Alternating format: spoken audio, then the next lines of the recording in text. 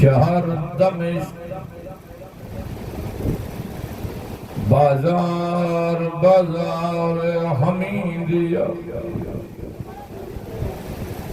एक बहराड़ी जो मोमिना काफी अरसे का बाद शहर मां सौदो सामान वठण आयो।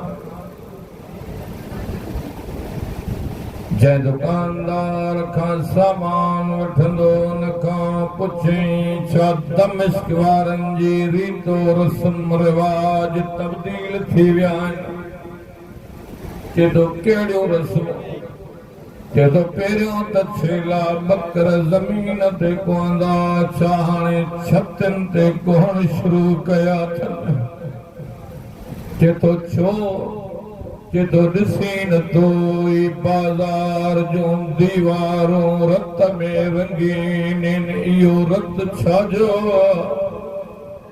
चए थो न पुछ न पाण रो न मूंखे रो आहे। चए थो जंहिंखां बि पुछां थो नथो ॾिसे, तुंहिंजी शिकायत न कंदुमि, तूं ॿुधाए छाजो रत आहे? चए थो करबला में जंग थी हुई, नबी जे खानदान जा मर्द गुस्सी विया, उन्हनि जो रत आहे। मोमिन चए थो जंग करबला में रत शाम, ॻाल्हि सम्झ में नथी अचे। चए थो मर्द करबला में गुस्सी विया, मस्तूरात खे ॿधी श्याम वठी आया। चए थो ही रत छाजो आहे? चए थो हाणे सब्र करे ॿुध, जॾहिं बि ॿियो इन बाज़ार में आयूं, कोई पत्थर पियो हणे, कोई टांडा पियो हणे, कोई ट्रकदड़ पाणी, कोई जंड जा भगल फुड़, कोई बरंदड़ बुंडियूं चवनि पिया बदला वठो, उहद बदर जा बदला वठो। हो जैली असांजा वॾा मारिया, इहा जेका मेरे लिबास वारिया, अलीअ जी वॾी धीअ।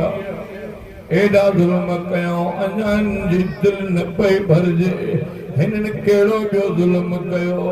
चए थो ॿुध, हिननि ज़ालिमनि खे ख़बर हुई अली अकबर जी माउ केरा, अली असगर जी माउ केरा, कासिम जी अम्मा कहिड़ी आहे। उन्हनि मारनि जे अॻियां अची उन्हनि जे पुटनि जा सर साम्हूं आणे, उन माउ खे नेज़े जी नोक सां थक हणी चवनि पिया रबा